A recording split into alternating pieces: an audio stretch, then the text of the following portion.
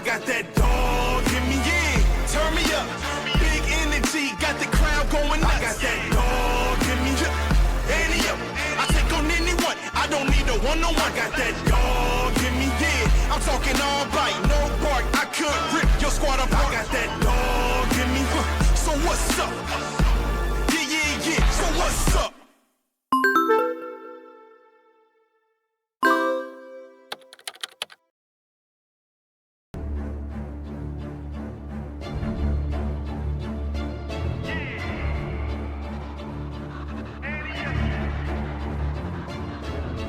Can't accept the loss, I'm hard-headed. There's a little bit of madness to my method. Many falling off that fine line that I'm treading. I risk anything to be great, and I'm not letting nobody rob me of my victory. Number one, that's what I'm meant to be. When by any means, only thing that makes sense to me, I can make nice or make history.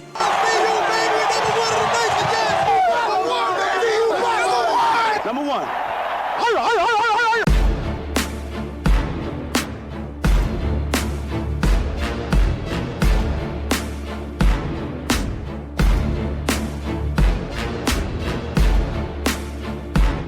BJ Green was born on July 3, 2003, in Arlington, Texas.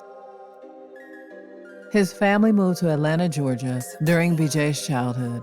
Son of Byron and Marva Green, BJ Green has two younger sisters, London and Kylan, and a younger brother, Braden. His father is a celebrity chef, and his mother is a TV and radio news correspondent. His mother has lived in multiple countries throughout her life. She was born in Jamaica. She then moved to England and Canada before moving to the United States. BJ Green was on Coach Prime's Truth team from the ages of 6 until 9. Prior to Truth, he was a running back, but after open tryouts, Coach Prime and his coaching staff switched BJ to a defensive lineman after recognizing that he had natural defensive instincts at an early age. Coach Prime taught us to appreciate the real essence of the game.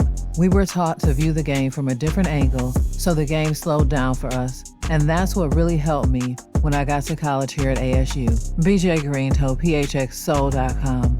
For high school, BJ Green attended McEachern in Powder Springs, Georgia, for 3 years and played linebacker. Prior to his senior season, BJ, who had a 3.7 GPA, would transfer to Class 7A powerhouse Carrollton High School to take advanced placement classes. However, BJ Green's father told the New York Times that the Georgia High School Association ruled BJ ineligible, stating that the family had not immediately relocated near the school.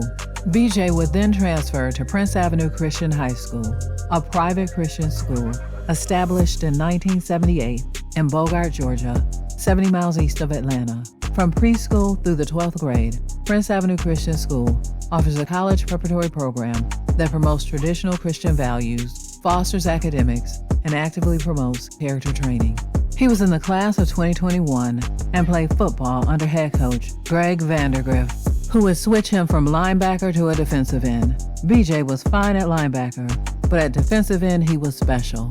Vandergriff explained, Jimmy Johnson at Miami, the U, back in the day, they took safeties and put them at linebacker, and took linebackers and put them at end. And what happens is you're putting kids who are athletically better than the kids they're going against. So because of their athleticism, they can get away with certain things, like not being as strong because they can beat the big linemen. BJ was not only quick, he was also strong. At Prince Avenue, he bench pressed over 400 pounds, squatted 600, and power cleaned 350.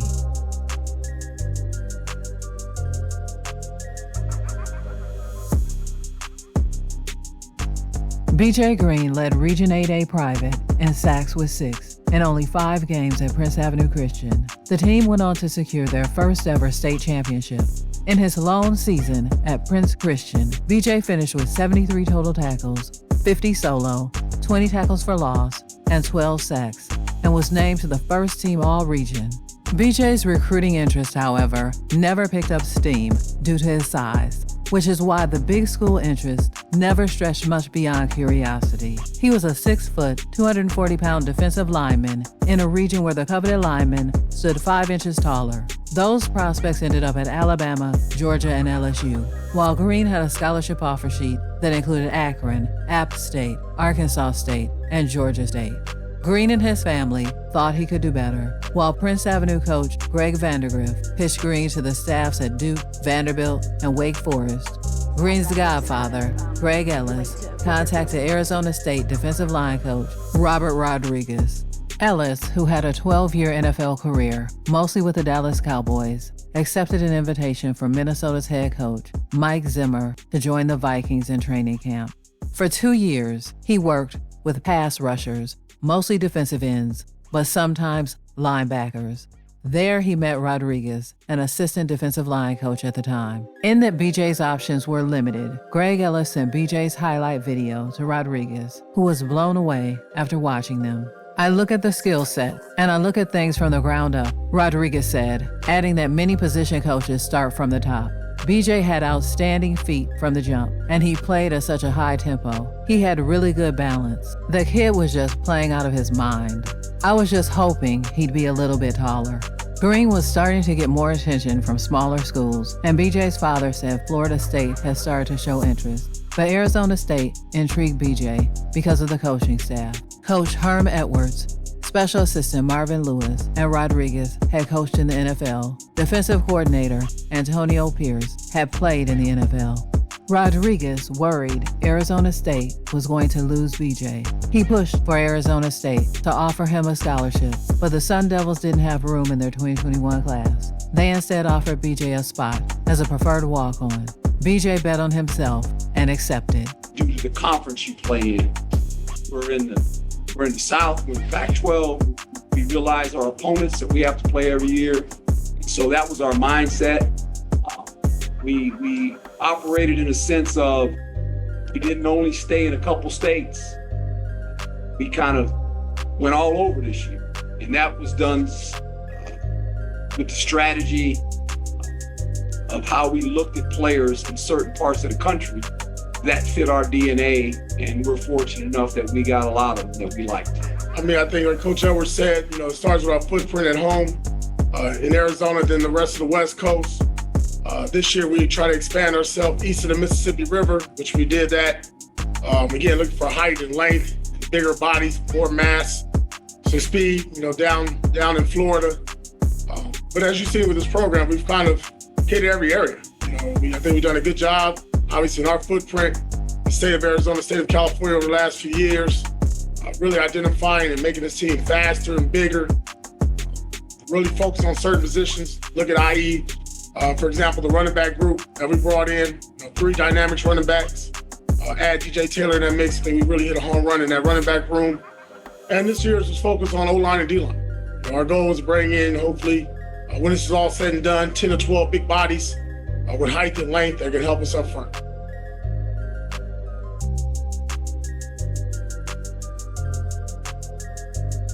The day BJ Green moved into University Towers, BJ had written the number 5 in the top right corner of his wall calendar. That's how many sacks BJ wanted. He circled it.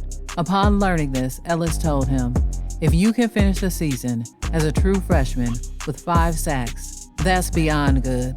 Playing mostly in a third down package, BJ recorded his first sack in Arizona State's opening win over Southern Utah. Nearly 4 months later, in the Las Vegas Bowl, he lined up at the 3-tech position in the third quarter. At the snap, BJ circled to the outside and chased Graham Mertz, diving to drop the Wisconsin quarterback for a 13-yard loss. That was sack number 4 for the season.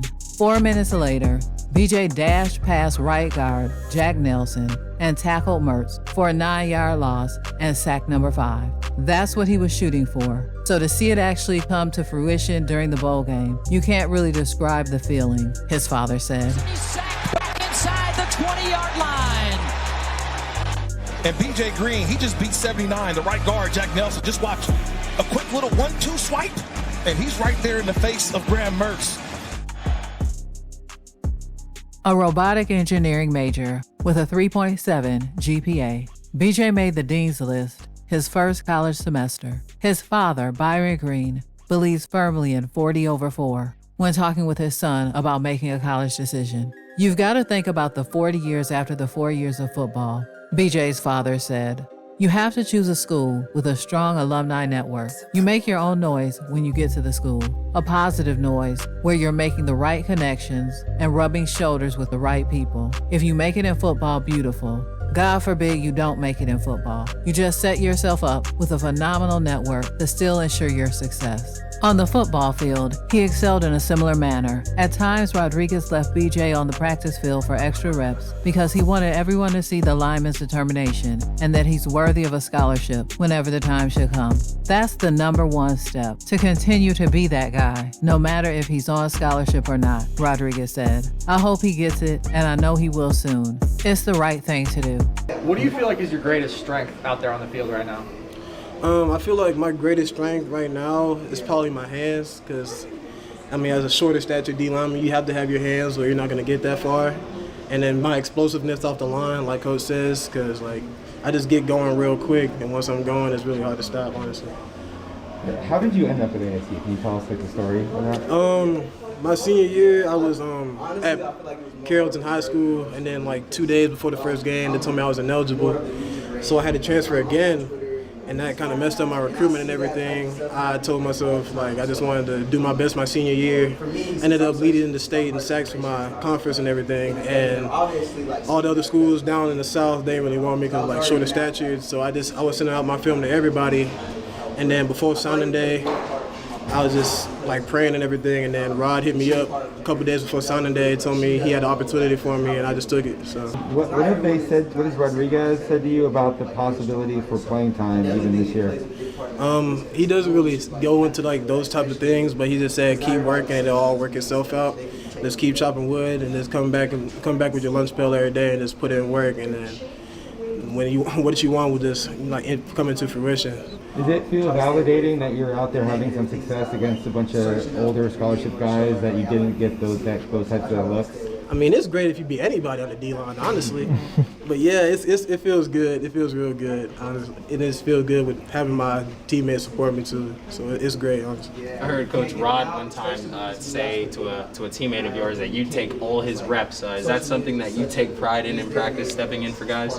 Yeah, you gotta learn to serve before you can actually get in everything. But I guess it's a saying like Rod says, every rep is your rep. So every opportunity that you have to take in this type of thing. So yeah, every rep you gotta learn. That's how you perfect your craft. Even when there's a guy in front of you, you still go with what you need to do. And then when it's your time to go up, you take every opportunity you have. So yeah. The family unit is a big factor for the Greens. BJ took his college decision in his own hands by researching schools that could take in his younger brother Braden once he began his college search. Braden has Down syndrome. Despite their 9-year age gap, Braden is 12 years old. BJ has taken a personal responsibility as a gateway for Braden and his 2 younger sisters. BJ's younger sister, Kylan, was born with a heart condition. With me being the oldest, I've got to make sure my youngest siblings are taken care of, BJ said. If I can find something for my younger siblings, even before I get there, it plays a role in my decision. I want my family there. I want my family at all the games. I want to know if they're going to treat my family well as me. His parents are proud of the player and academic BJ is, but seeing the impact that he's having on his siblings is something they take pride in. We're really excited about all he is doing, not only in and out of the classroom, but as a role model. His mother said, "Our kids are we want to be like BJ because he's so passionate and cares about teamwork and the team."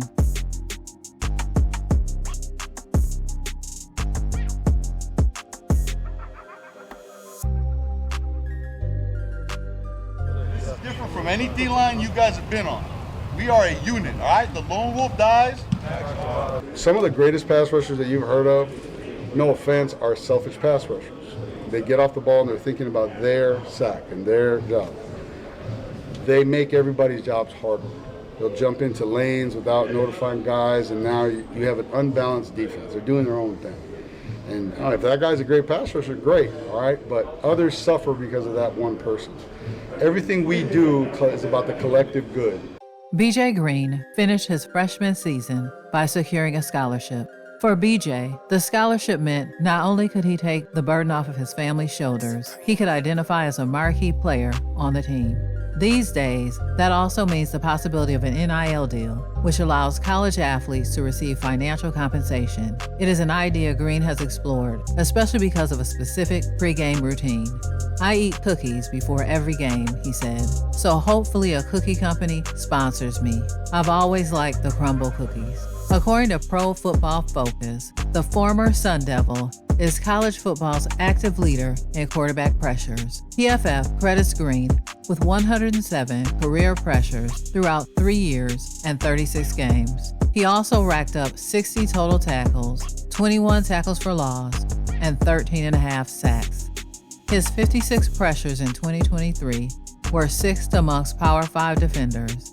In 2022, Green paced the nation with a 22.4% pressure rate. BJ is a wonderful kid. You pull for guys like that, Vandergrift said. You pull for every BJ in the world, and you love the BJ stories because it's what America is all about. The undersized kid that has a big heart that goes out there and proves people wrong.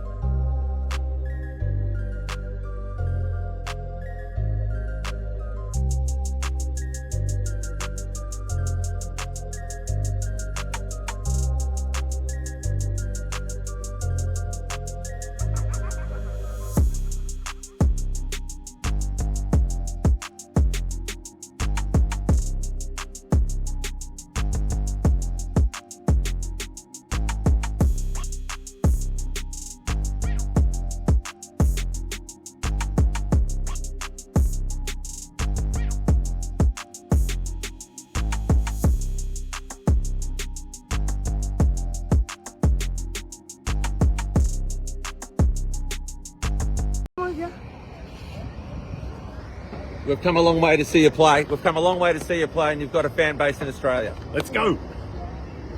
Thank you.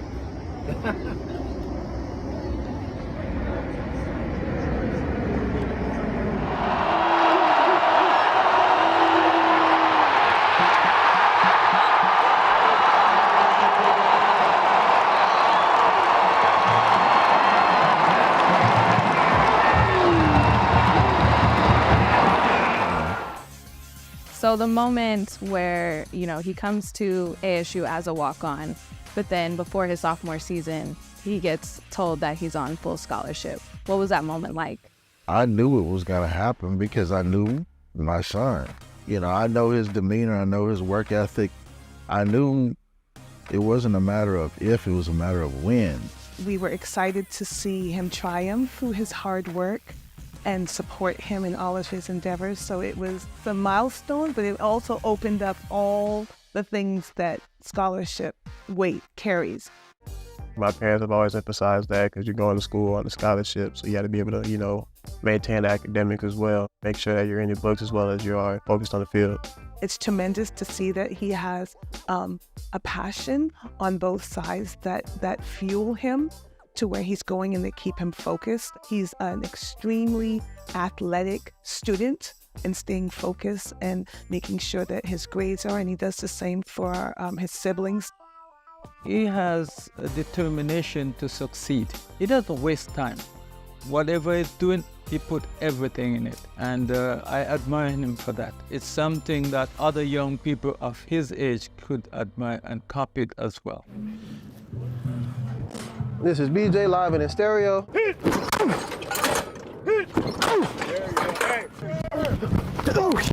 Oh, that's something low.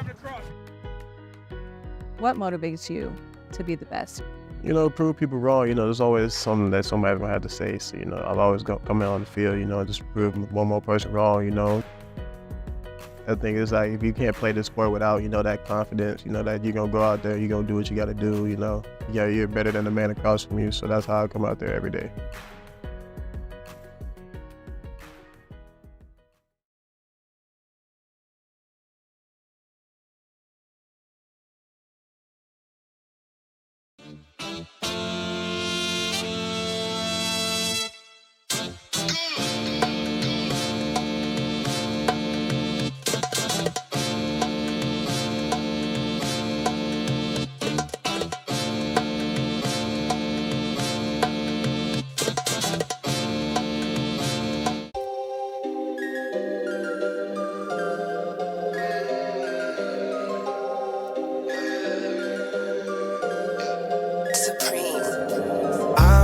days they used to laugh at me. Used to show them on my records talking casually. Used to say it was a passion on my path to be. Then they told me that I couldn't, so I had to be. Tell me what they really think about it now. Used to hate it, but I guarantee they're proud. Had to do it just to show them that I could, yeah. Now I finally think I took it where I should, yeah. Now the joke's on you and now you're on and laughing. I did a whole lot of winning. Look, it came from a passion. I see a whole lot of no ones I could see now in public. And that may think a lot of things, man. At least think something, now you the judge. And now tell me where you ended up, yeah. Look, I bet it was a simple job, yeah. Look, I went and took a different route, yeah. Look, that's why my life is different now. Back in my feelings, look, when I wasn't so gifted and I was learning to do this, and all I heard were the critics, and now I'm playing for that shit. Look, I was way out the basis, but I just needed some talent so I could witness the greatness. Oh yeah, you ain't ever think this, no, no, no. Stop me while I started, homie, whoa, whoa. Now this shit settled, it's go better and better. Always remember, yeah, yeah. I remember days they used to laugh at me. Used to show them on my records talking casually. Used to say it was a passion on my path to be. Then they told me that I couldn't, so I had to be. Tell me what they really think about it now. Used to hate it, but I guarantee they're proud. Had to do it just to show them that I could, yeah. Now I finally think I took it where I should, yeah. And look, they don't even know you, you don't impress like me. Dress like me, you don't have the confidence like me.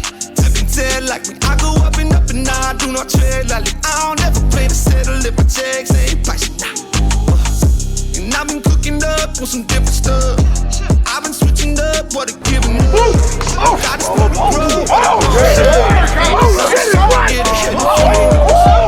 You ain't never think this long. Tell me why I started, homie. I just said let's go better. To laugh at me. Used to show them on my records talking casually. Used to say it was a passion on my path to be. Then they told me that I couldn't, so I had to be. Tell me what they really think about it now.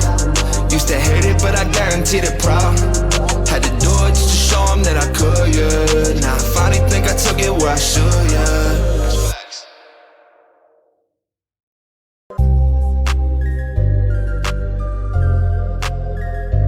What's your first impression of Mr. Green? You know what?